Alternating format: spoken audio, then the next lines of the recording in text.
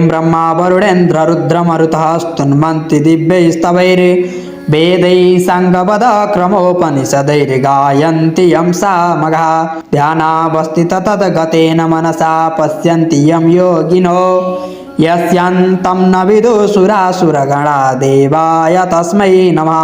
श्रीमच्चन्दनचर्चितोज्ज्वलवपुः शुक्लाम्बरा मल्लिका मालालङ्कृतकुण्डलापविलसन्मुक्तावलीशोभिता सर्वज्ञाननिधानपुस्तकधरा रुद्राक्षमालाधरा वाग्देवी वदनाम्बुजे वसतु मे त्रैलोक्यमाता चिरं मुखं करोति वाचालं पङ्गुं लङ्घयते गिरिं यत्कृपातमहं वन्दे परमानन्दमाधवं। नमो भगवते तस्मै व्यासाय मिततेजसे यस्य प्रसादवक्ष्यामि नारायणकथामिमं। नारायणं नमस्कृत्यं नरं चैव नरोत्तमं देवीं सरस्वतीं व्यासं ततो जयमुदीरयते। अथ सप्तविंशोऽध्यायः। कुमारजी आज्ञा गर्नुहुन्छ हे अगस्त्य मुनि। त्यहाँ उपरान्त डोलेहरूले भने, हे महारानी, स्वर्गका अप्सराहरूले श्री स्वस्थानी परमेश्वरीको पूजा गर्न लागेको देख्यौँ र उनैका संसर्गमा हामीले पनि पूजा गर्न लाग्दा विलम्ब भयो, क्षमा गर्नुहोस्। तपाईँलाई पनि श्री स्वस्थानी परमेश्वरीको प्रसाद ल्याइदिएका छौँ, लिनुहोस्। यति भनी श्री स्वस्थानी परमेश्वरीको प्रसाद रानी समस्या टक्राए। डोलेहरूका कुरा सुनि चन्द्रावती अति क्रोधित भई राता आँखा गरी धारा केटी ठुलो स्वरले गर्जना गर्दै भन्न लागिन्, हे पापी डोलेहरू हो, मलाई यस्तो वनमा एक्लै छाडी पूजा गर्न हिँड्यौ, के सेवकको धर्म यही हो? यस पूजाले तिमीहरूलाई के दिन्छ र त्यो श्री स्वस्थानी परमेश्वरी देवी बनेकीको हो? मैले सुनेको पनि छैन, त्यसले के गर्न सक्छ र? तिमीहरूले मलाई नटेरेको हो, वनमा भए नत्र मैले जानेकी थिएँ। यति भने डोलेहरूका हातबाट श्री स्वस्थानी परमेश्वरीको प्रसाद खोसेर थुक्दै भूमिमा फालेर घोडाले कुल्चिँदै मिल्काइदिन्। बिचारा डोलेहरूले महारानीको त्यो चालादेखि डराउँदै आँखाबाट आँसु खसाले। उनीहरूले केही पनि भन्न नसकी मनले श्री स्वस्थानी परमेश्वरीलाई सम्झी चुप लागेर डोली बोकेर अगाडितिर बाटो लागे। लावण्य देशका नजिकमा साली नाम गरेकी एक नदी बगिरहेकी थिइन्। त्यहाँ पुगे तिनीहरू। आधा नदी तर्दा तर्दै अकस्मात चदुवा ढाँगे जस्तो मेघ उठी मुसलधारा पानी पर्न लाग्यो। फेरि ठुलो बतास आयो र नदीको पुल पनि माचिएर चन्द्रावती र डोलेहरू समेत साली नदीमा खसे। डोलेहरू श्री स्वस्थानी परमेश्वरीका व्रतका प्रभावले पन्छी रूप भई कैलाशमा गई शिवलोकमा आनन्दले रहे। चन्द्रावती भने त्यो नदीको जलभित्र डुबिरहन्, तर उनको प्राण चाहिँ गएन। जुन दिन चन्द्रावती साली नदीमा खसिन्, त्यस दिनदेखि साली नदी बग्न छाडिन्। त्यो देखि माझीहरूले भन्न लागे, यो के आश्चर्य भयो, यस नदीमा ग्रह अथवा नाग आइबसे अथवा राज्यमा केही उत्पात हुन आँट्यो। यो कुरा राजालाई बिन्ती गरौँ। यति भनी माझीहरू नवराज राजा छेउ गई बिन्ती गरे, हे महाराज, साली नदी बग्न छाडिन्, यस्तो भएको हामीले आजसम्म सुनेको पनि थिएनौँ। आज आँखाले देख्यौँ, यो के आश्चर्य भयो। हजुरले विचार गरी बक्सनुहोस्। माझीहरूका कुरा सुनि नवराज राजाले मन्त्रीलाई बोलाएर माझीहरूले भनेको वृत्तान्त सुनाए। राजाले माझीहरूलाई हुकुम दिए, साली नदीका तीरमा गएर कुनै भित्र जन्तु छ कि जाल हानिहेर।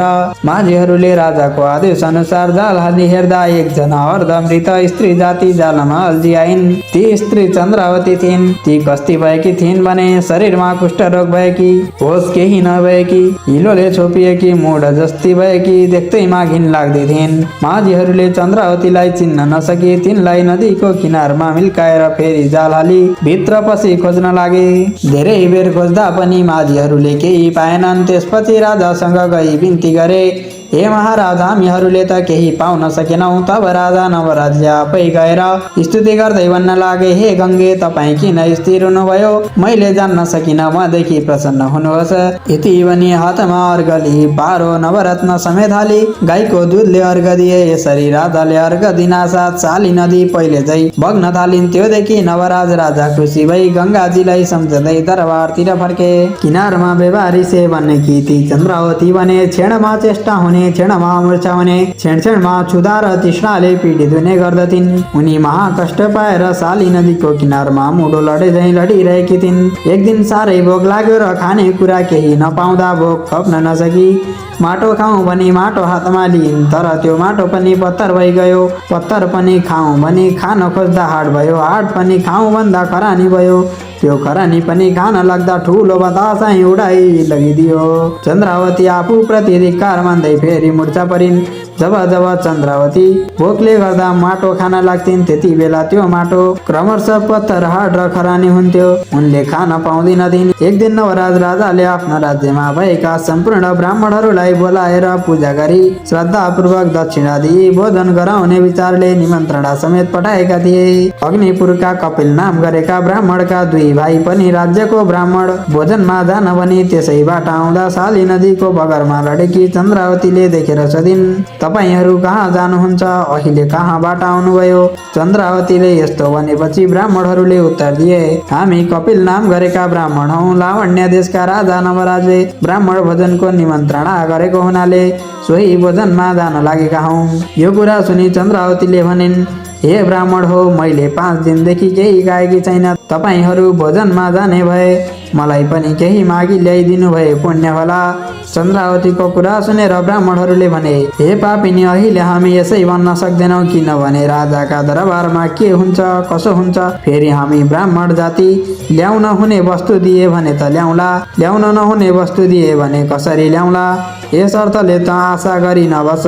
नवराजले सम्पूर्ण ब्राह्मणहरूलाई पूजा गरी भोजन गराई दक्षिणा दिएपछि ब्राह्मणहरूले नवराजलाई आशीर्वाद दिए। बिदा भई आफ्ना आफ्ना घरतिर गए। अग्निपुरका कपिल नाम गरेका ब्राह्मणहरूले त्यति बेला चन्द्रावतीका कुरा सम्झे आपसमा भन्न लागे, त्यसै जाउँ भने त्यो पापिनी आशा गर्दी होली, मागौँ भने के भन्लान्। यसरी सङ्कोच मान्दै भोजन गराउने ठाउँमा जाने आउने गर्न लागे। गोमा महारानीले तिनीहरूलाई देखि भान्सेहरूलाई बोलाएर भनिन्, हे भान्से हो, ती ब्राह्मणहरूलाई खान पाएनन् कि भोजनदेखि सन्तुष्ट भएनन्? यो कुरा सोधा। महारानीको अनुसार भान्सेहरूले सोधे, हे ब्राह्मण हो, तिमीहरूले खान पाएनौ कि अथवा भोजनबाट सन्तुष्ट भएनौ? ब्राह्मणहरूले उत्तर दिए, हे भान्से हो, महाराजका कृपाले हामीले इच्छापूर्वक भोजन गर्यौं, सन्तुष्ट पनि भयौं। तर हामी यहाँ आउँदा साली नदीका तीरमा कुष्ठरोग भएकी एउटी स्त्रीले देखेर भनी, तिमीहरू भोजन गरी फर्कदा मलाई पनि केही ल्याइदिनु, 5 दिनदेखि केही मैले खाएकी छैन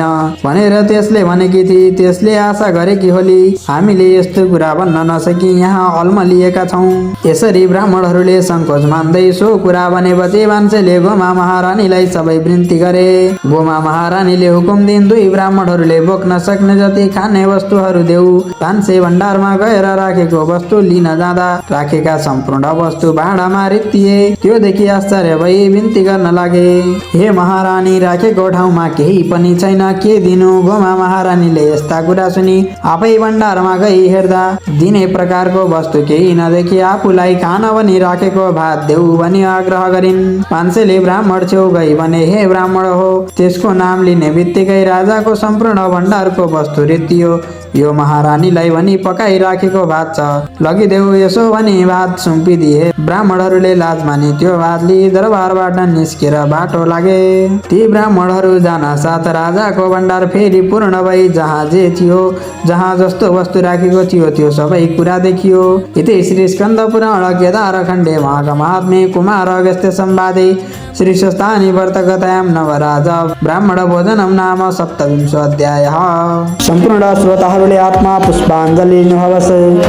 ओम उपनयतु मङ्गलमोह सकल जगन् मङ्गलालय श्रीमन् दीनकर किरण निबोधित नवनलीन दल निवेक्षण कृष्ण काले वर्षन्तु परजन्यः पृथिवी सस्यशालिनी देशोऽयं च वरहितो ब्रह्मणः सन्तु निर्भया अपुत्रः पुत्रिणः सन्तु पुत्रिणः सन्तु पौत्रिणः निर्धनः सदनः सन्तु जीवन्तु शरदां शतां तत्रैव गंगा यमुना च तत्र गोदावरी सिन्धु सरस्वती च तीर्थानि सर्वाणि वसन्ति तत्र यत्र च्युतो द्वारकथा प्रसंग या कुन्देन्दु तुषारहार धवला या शुभ्रवस्त्रावृता या वीणावरदण्ड मण्डितकरा या श्वेत पद्मासना या ब्रह्माच्युत शंकर प्रभृतिभिर्देवैः सदा वन्दिता वन्दिता सा मां पातु सरस्वती भगवती निःशेषजाड्यापहाम् ॐ कायेन वाचा मनसेन्द्रियर्वा